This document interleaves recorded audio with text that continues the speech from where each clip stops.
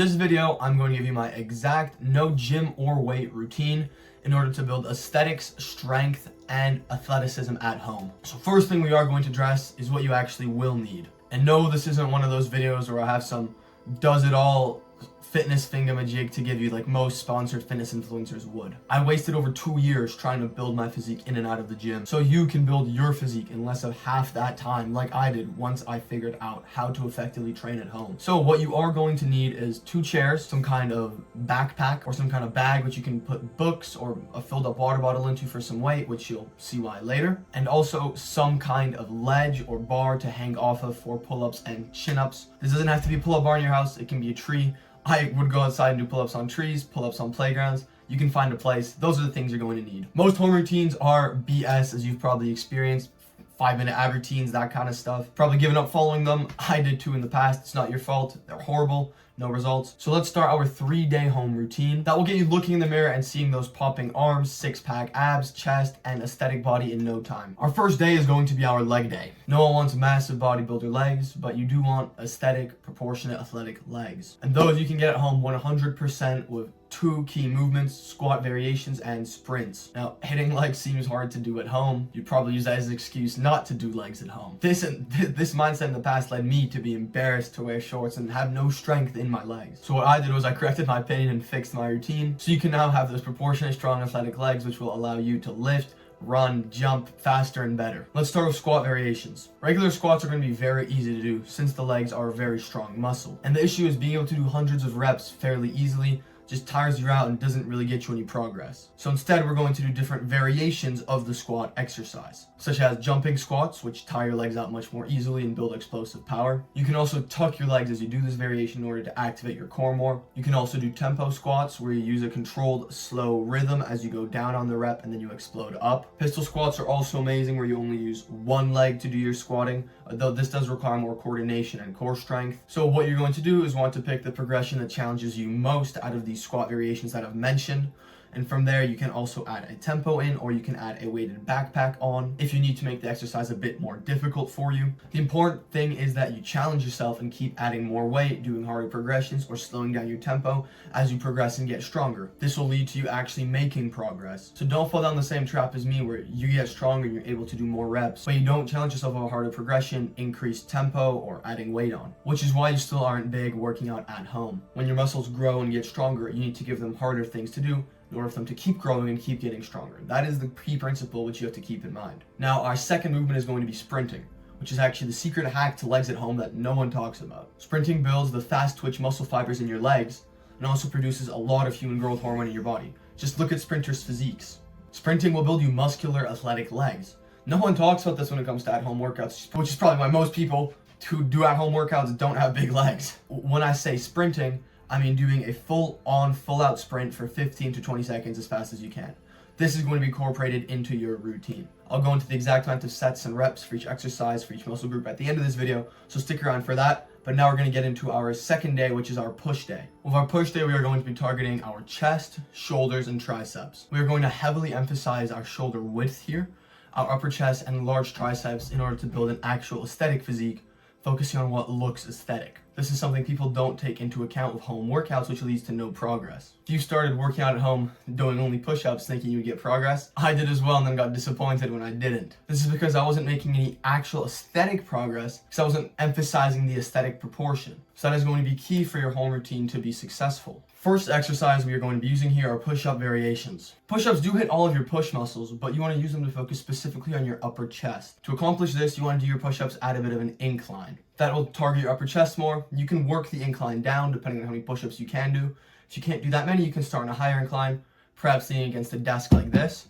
As you get stronger and stronger, you can go to a lower incline, or perhaps you're only on a book, maybe this many inches off the ground. That's going to do more for your upper chest than a regular push-up will. From there, you can use other variations, including clapping, including diamond, including military, all of which will be a bit more effective if they are on that incline. Use tempo for these, and you can add a weighted backpack as you begin to progress and get stronger. Then you are going to want to target your shoulders, and your shoulders are actually composed of 3 parts: your front delt, your side delt, and your rear delt. The rear delt, which I'm going to get into in the pull section of this video. But for the front delt of the shoulder, you are going to want to be doing handstand push-ups. If you can't do an actual handstand yet, if you can't do a handstand without a wall or do handstand push-ups without a wall, work your way down, or work your way up, I should say, doing pike push-ups on the ground, doing push-ups with your feet on the bed or on the chair, and working your way up to handstand push-ups against the wall, eventually to regular handstands and handstand push-ups. The handstand is a superior athletic movement which really just engages your whole body and even builds your back. So definitely work on those handstand push-up variations for your front delts, but your side delts are the real indicator of aesthetics, your shoulder width. I used to not hit these at home and it impaired my actual aesthetic progress. It's not your fault that you aren't looking wide, because it does seem hard to find a way to hit these without lat raises in the gym. But I'm gonna make sure that doesn't happen to you with this next exercise, which is gonna seem a bit silly. You're going to want to do arm circles for your side delt, which look like this.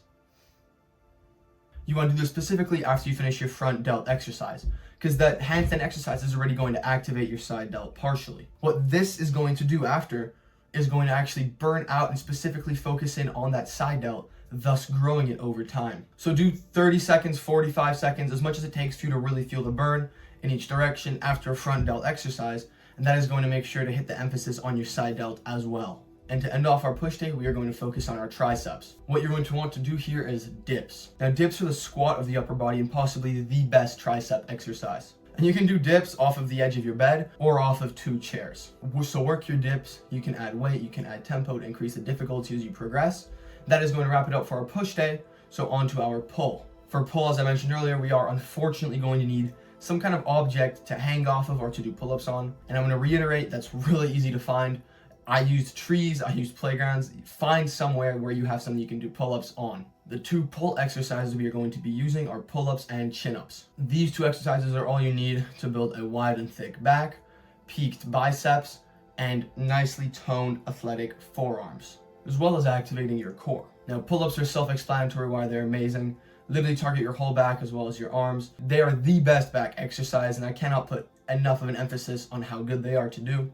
If you can't do regular pull-ups yet, I'd recommend you do negative pull-ups or row off of some kind of lower bar. Negative pull-ups just involve jumping up and then lowering yourself down.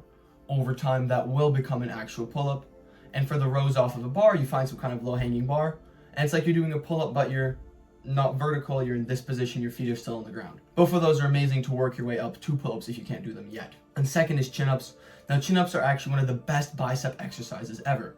That is why gymnasts who do a lot of chin-ups have such big biceps. You can do negatives for chin-ups if you aren't actually able to do one yet as well, or the lower row variation if you can find somewhere to do that. Both of these exercises can of course be made more difficult using tempo or weighted backpack. Pull-ups and chin-ups are also going to activate your traps and your rear delts, further building the overall aesthetic and having a bigger neck, which is also important for aesthetics in the body. So far I've outlined every exercise which you are going to need for every part of your body, except for your abs specifically. That is because you do not actually want to be hitting abs, you want to be hitting core. This is the misconception which I felt for. I would look in the mirror and see only the top 2 abs kind of pushing past the pudge that I had, but you don't want that. You want your whole 6-pack showing, including the V-line, including the obliques for the actual core aesthetic. So to do that, you don't hit abs, but you hit core. And the best part about these exercises which I've outlined is they're all aesthetic exercises which activate your core throughout basically every single one of them.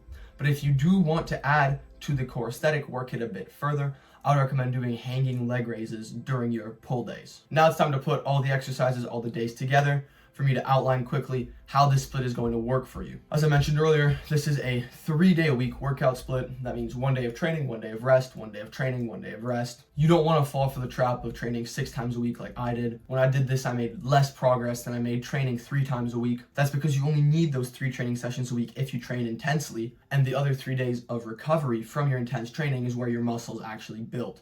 So if you're working out intensely 6 times a week, you give your body no time to recover and actually build muscle. Or if you're half-assing a workout 6 times a week, you're just wasting time. So stick to the 3 days a week, 3 days of recovery. But for the split of the 3 days, you're going to have 1 push day composed of 4 sets of a push-up variation, 4 sets of a handstand push-up variation, followed by your side delt burnout, and then 4 sets of a tricep dip. For our pull day, we're going to do 5 sets of pull-ups, 5 sets of chin-ups. And for our leg day, we are going to be doing 5 sets of any kind of squat variation, followed by 4 sets of 15 to 20 second all-out sprints outside.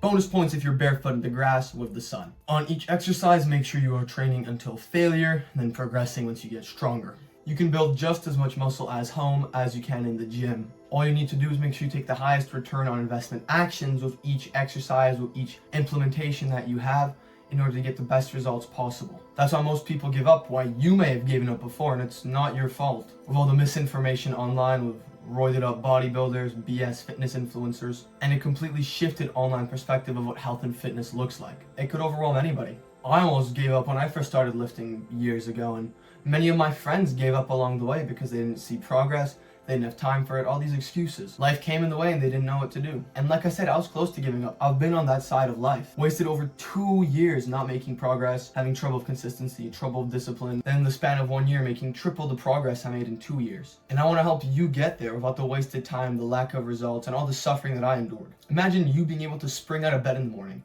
look in the mirror and see a Greek god physique. Bring confidence, ambition, and vitality into your day-to-day life, relationships, and workplace. You deserve that high testosterone lifestyle of living as the person who you are meant to be and very capable of becoming. That's why I'm coaching people one-on-one to gain aesthetic muscle without a gym, shred stubborn fat, and revitalize their life and body. Regardless of experience, circumstance, or lifestyle. Your life will be broken down and optimized for every aspect of training, diet, and lifestyle, so I effortlessly guide you towards a lasting transformation. You can book a call using the link in my description. No cost or charge. If anything, I'll shoot you some free advice, so it's definitely worth a try. Other than that, that is going to wrap it up for this video. Again, I do hope to see you if you book a call, the link in my description. Here are 2 videos which I highly recommend you check out if you enjoyed this one.